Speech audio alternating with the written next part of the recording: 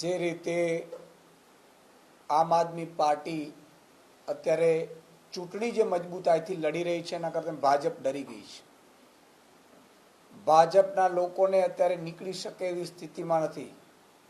ભાજપના જે ઉમેદવારો લોકોની વચ્ચે જાય છે તો લોકો એમને પાછા વાળે છે. લોકો એમને એ હદે અપમાનિત કરી અને પાછા વાળી રહ્યા છે, જેથી કરીને ભાજપના ઉમેદવારો અથવા ભાજપ પાર્ટી અત્યારે એ સ્થિતિમાં નથી કે લોકોની વચ્ચે જઈ શકે.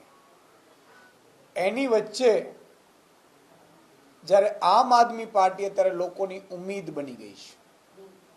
આમ આદમી પાર્ટી સુરતમાં 5 વર્ષ વિપક્ષમાં રહી તો સુરતની જનતાના એટલા બધા કામો થયા છે ને એટલી મજબૂતાઈથી વિપક્ષ તરીકે કામગીરી કરી છે, જેને લઈને આમ આદમી પાર્ટીએ પહેલું લિસ્ટ જાહેર કરતાની સાથે જ ઢગલાબંધ લોકોએ મને ફોન કર્યા છે, અમારા લીડરોને ફોન કર્યા છે કે ભાઈ આમ આદમી પાર્ટી આ વખતે સુરતમાં મેયર બનાવવા જઈ રહી છે અને એટલા માટે થઈ અને આમ આદમી પાર્ટીમાં મજબૂતમાં મજબૂત લોકો હોય એને ઉતારો.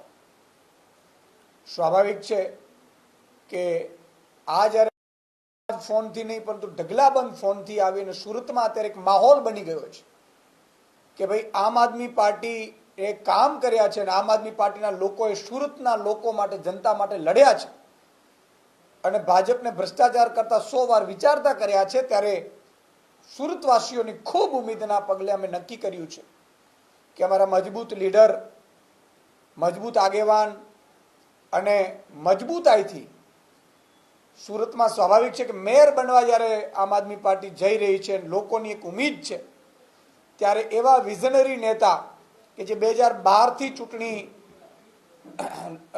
2012થી પાર્ટીમાં છે, ચૂંટણીઓ લડાવતા આવ્યા છે, એવા માનનીય મનોજભાઈ સોરઠિયાને અમે સુરતની ચૂંટણીમાં ઉતારવાનું નક્કી કર્યું છે. માનનીય અરવિંદ કેજરીવાલજી, માનનીય મારા પ્રભારી, સહપ્રભારીઓ અને મારી પ્રદેશની ટીમ સાથે ડિસ્કશન કર્યા બાદ નક્કી થયું છે કે માનનીય મનોજભાઈ સોરઠિયા મજબૂતાઈથી સુરતના લોકોનો ચહેરો બની અને સુરતની આખી ચૂંટણી લડવામાં અમારા એ ત્યાંના ચહેરા બનશે.